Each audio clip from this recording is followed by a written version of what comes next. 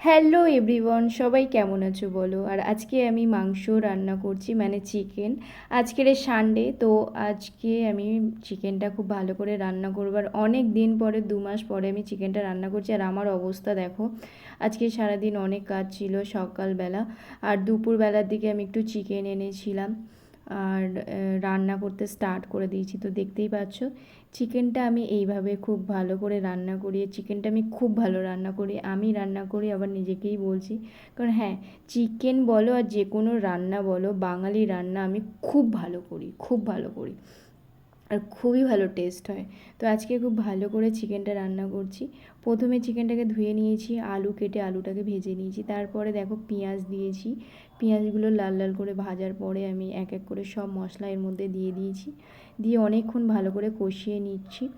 তারপরে হলুদ দিলাম, এখানে চিকেন মশলা, টমেটো সস, তারপরে হচ্ছে কি গরম মশলা, চিকেন মশলা, লঙ্কার গুঁড়ো, হলুদের গুঁড়ো, সমস্ত সব কিছু দিয়ে আমি খুব ভালো করে মশলাটাকে কষিয়ে নিচ্ছি।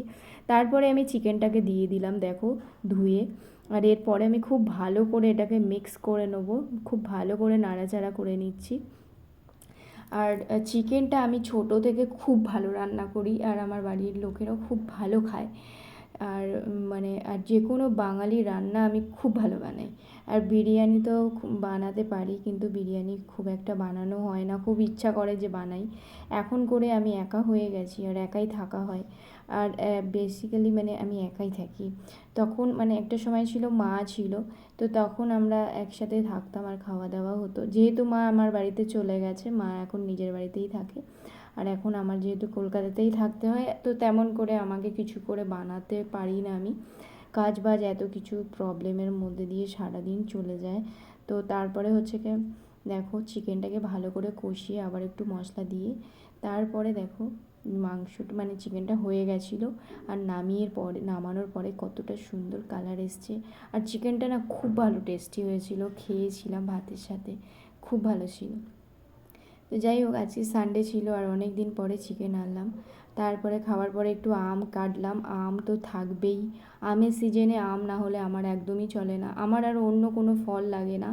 আমটা খেতে আমি খুবই পছন্দ করি, সারা দিনে আমার মানে অনেক আম লাগে।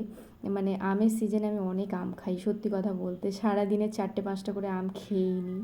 আর খাওয়ার পরে তো আম আমার লাগে, আম আমি কিলো কিলো আম কিনে রাখি। ছোটো থেকে আমি নিজেই সত্যি কথা বলতে আম কিনে এনে বাড়িতে স্টোর করে রেখে দিই, আমের সিজনে আম খাই। আর দেখো ছোট ছোট বেড়ালের বাচ্চা ঘরের পাশে কী সুন্দর খেলছে। তো এইভাবেই আজকের ব্লগটা শেষ।